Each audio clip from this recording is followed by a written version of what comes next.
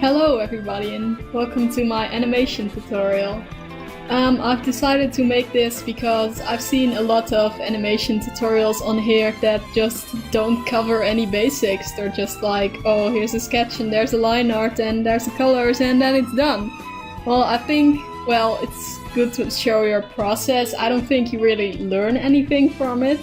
So I've decided to make a little thing that covers some animation basics and some of the 12 rules of animation, so I can pass on some knowledge and you get to learn from it. So let's get started. As you can see right here, I've whipped up a folder with some layers in it, some line, color, shading. I always do this beforehand with all those layers, otherwise, because I copy these folders with the frames in them, so I don't have to do that over and over again. So what I'm gonna be doing today will be what I like to call a dramatic lip sync. It's basically just a lip sync where the character moves around a lot, so it keeps it interesting. It's what I do for a lot of map arts and, other things. So yeah, let's get started with that. As you can see right here, I'm already making a little sketch. What I do first with these kind of things is I whip up some keyframes. So yeah, I plan out my motions. So I'm just gonna do that right now and we'll be right back after.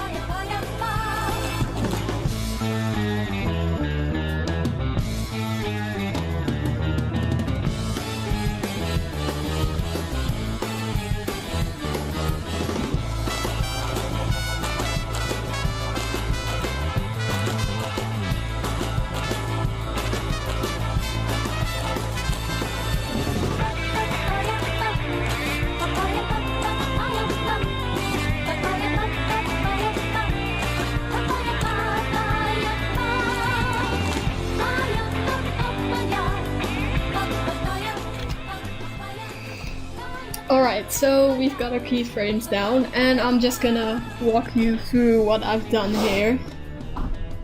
So basically what I'm going to animate is a part of the Animal Crossings meme for my friend Jack's birthday. So if you see this, Jack, I'm still working on it, still doing it. And basically one small part that says, and I'm down to meet you, like this. So yeah, it's pretty fast. It's like 2 seconds long, so I thought it would be ideal for this video. So anyway, we have our starting pose, and we have here all the way to our end pose. So what I did is, every word I did a keyframe.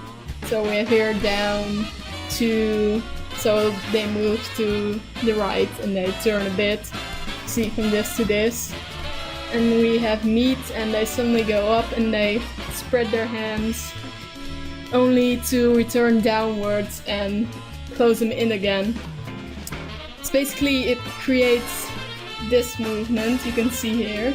Of course this is very rough and undefined, but I'm just gonna show you some simple things that apply to this, because I also added some in-betweens or breakdowns or whatever you want to call them between this, and this is where it really gets interesting. This is where you get the chance to really put something interesting in your animation. So as we see, instead of just going from left to right here, I've added this in between, and instead of just going with the face from here to here, these are the eyebrows by the way, not eyes, I've chosen to make their head tilt downwards, so you get a bit of this movement. This is very important because if you go just straight from this to this, it looks very boring. Arcs is one of the, in my opinion, arcs are one of the most important parts of animation because it flows better and makes it look better. So as you can see here, I also made the ear like flop curved down like that. And that's not coincidence, that's also for a reason. Because as you can see, this ear right here is going up into this position. So it kind of drags behind.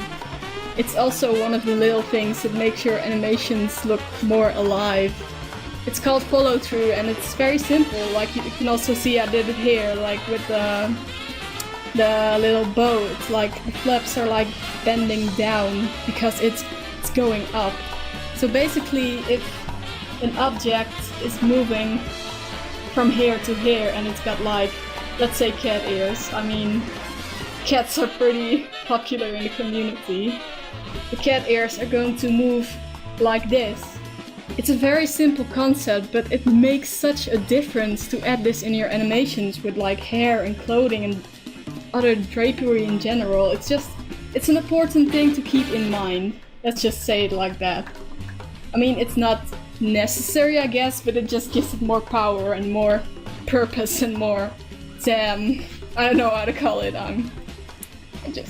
Anyway, let's see. We have here from here another movement going up, spreading out the hands, and we have another in between.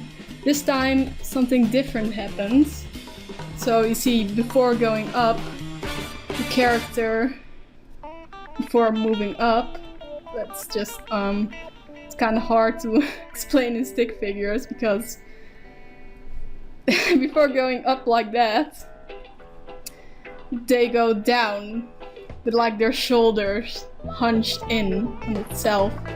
Now here there's two animation principles at work here.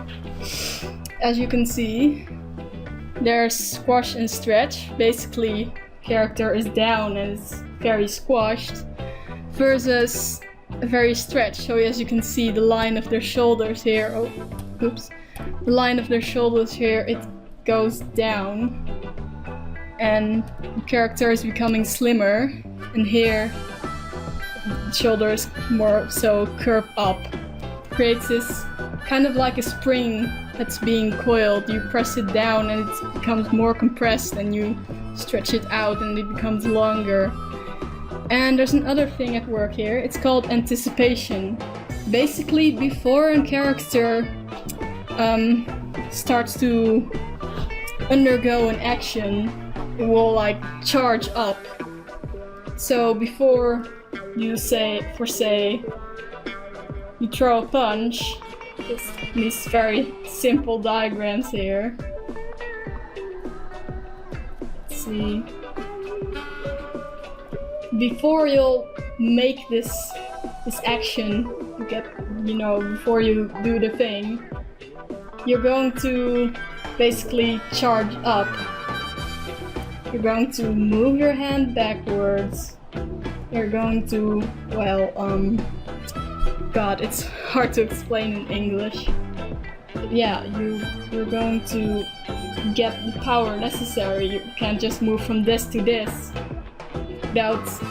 without reaching back first, because, you swing your hand forward. And basically you can apply that to this too.